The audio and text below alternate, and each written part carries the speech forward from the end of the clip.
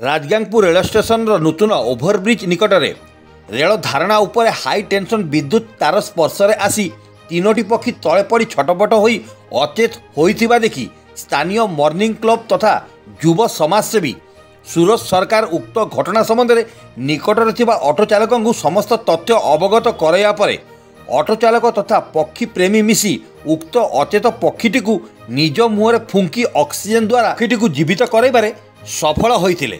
उक्त पक्षीटी जीवित हेबा देखि समस्ते आनंद रे विभोर होई उठिथिले। आउ दुईटी पक्षी मरी जाइथिबा सेमाने सूचना देइथिले।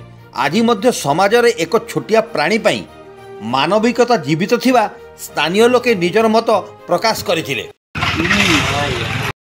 जिंदा हो गया ना? पूरा जिंदा अहमद जल गया महक रहा ना? जल के महकेगा मर जिंदा हो गया। सुंदरगढ़ जिला राजगांगपुर देवव्रत मित्र रिपोर्ट क्रांति ओडिशा।